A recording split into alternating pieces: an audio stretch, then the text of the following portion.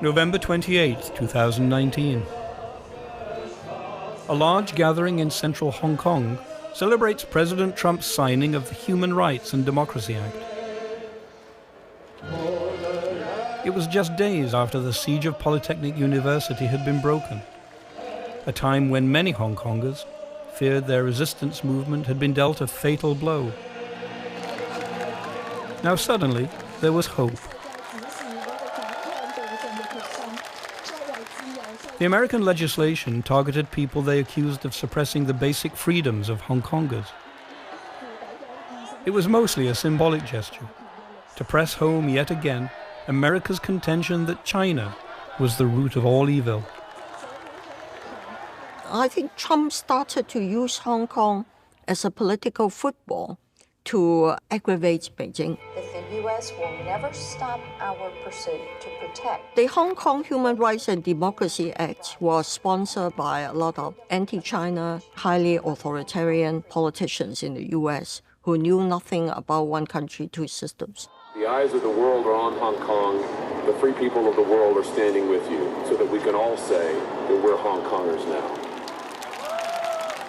Political leaders wanted to use Hong Kong as an additional stick to hit China, to drive a wedge between us and our motherland, and to demonize Hong Kong in the view of the American community. This congressional gesture of support rekindled their spirits.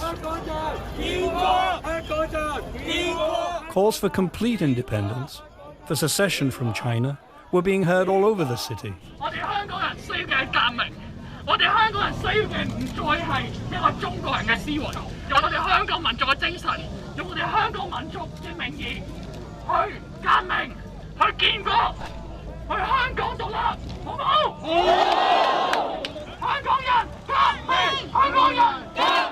So these localist groups claim that they're trying to save Hong Kong's identity by stopping Beijing's gradual destruction of Hong Kong. But in fact, we can see that the Beijing system, that, the one country, two systems, has been remarkably successful.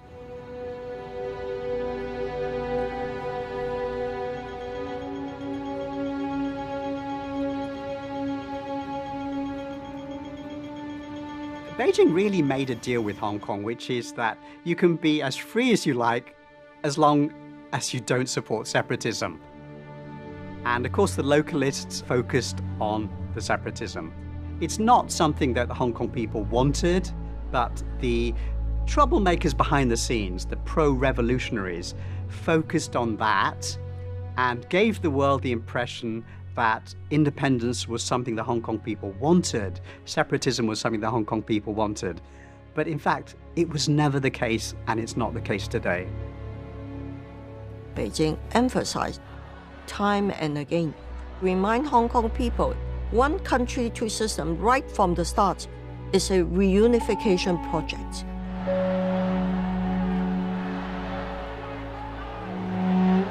The call for independence, definitely a red line for Beijing, which cannot be crossed.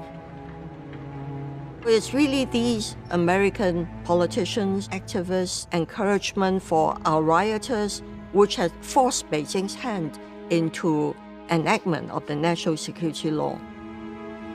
If you read the legislation, the fingerprints of what happened in 2019 are just all over it. From Beijing's point of view, they want certain things to stop in Hong Kong, particularly the violence. Advocacy of independence is verboten. Pro-law and order people are relieved. They're happy about it because there are no more people trashing roads, trashing train stations, burning stuff and beating up people.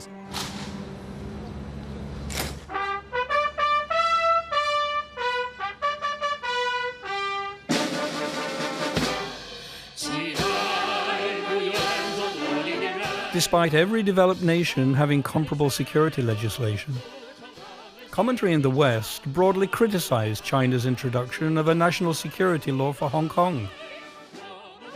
Meanwhile, much of the world's media busied itself proclaiming that one country, two systems was over, that these new laws marked the death of Hong Kong.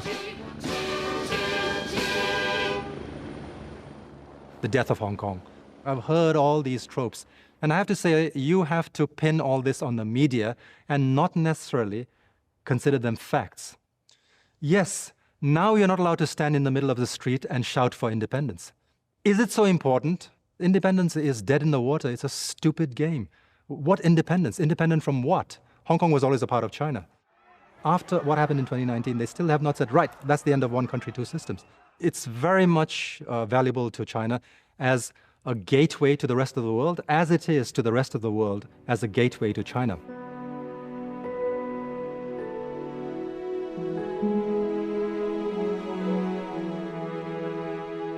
I think one country, two systems between now and 2047 will be put back on the right track. If we become permanently at loggerheads with a country, we cannot continue to have our separate systems. But now that national security has been enhanced and our electoral rules will be strengthened to prevent Hong Kong falling into the hands of foreign proxies, one country, two systems can take off again on the right tracks. I think our future will be brighter for that.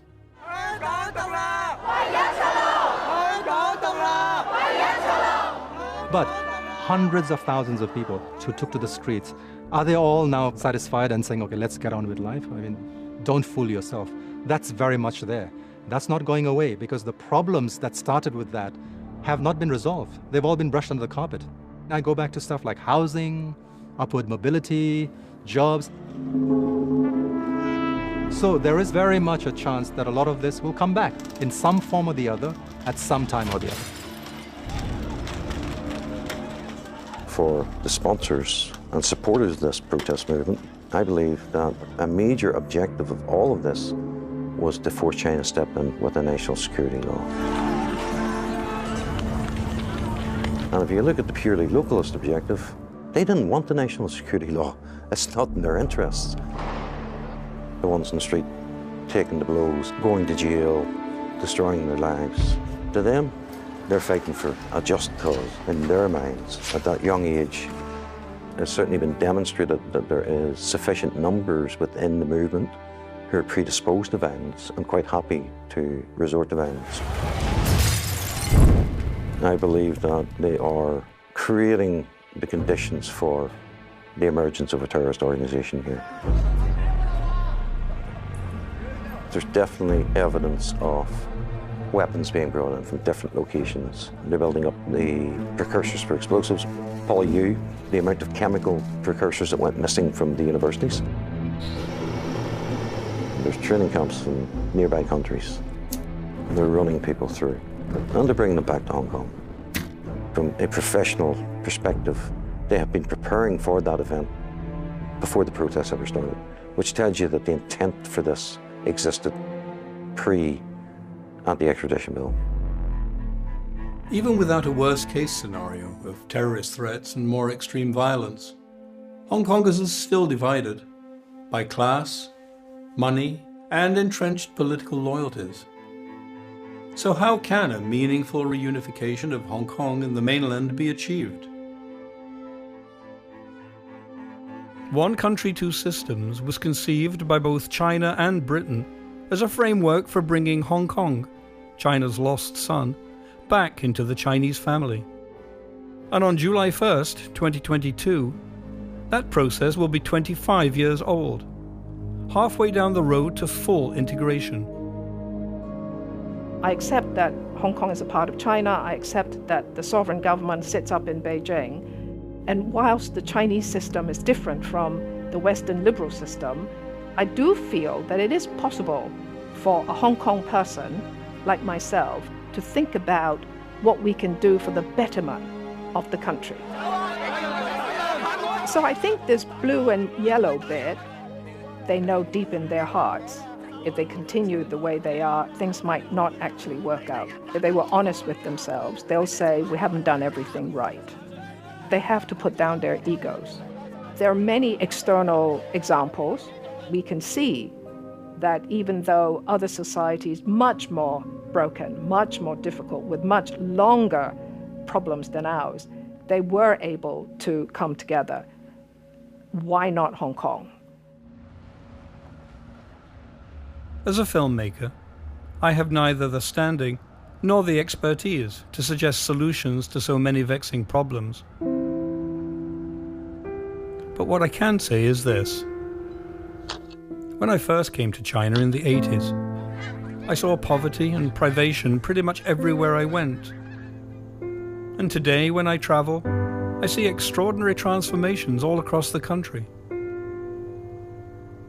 China has achieved historic progress in the quality of people's lives, with advances in nutrition, education, healthcare, and science. Perhaps Hong Kongers might consider all the possibilities that China affords, and persuade themselves to see one country less as a threat and far more as an opportunity to explore. Because opportunity is everything. Just one final word. Remember Chan Pong Kai, the self-confessed murderer whose alleged crime provoked so much turmoil? To this day, Chan remains in legal limbo, with no extradition, no trial, nor conviction. He's unable to serve his time despite desperately wanting to do so. After everything that's happened, it seems that Chan, the man who sparked a near revolution, has been entirely forgotten. I'm Malcolm Clarke. Thank you for watching.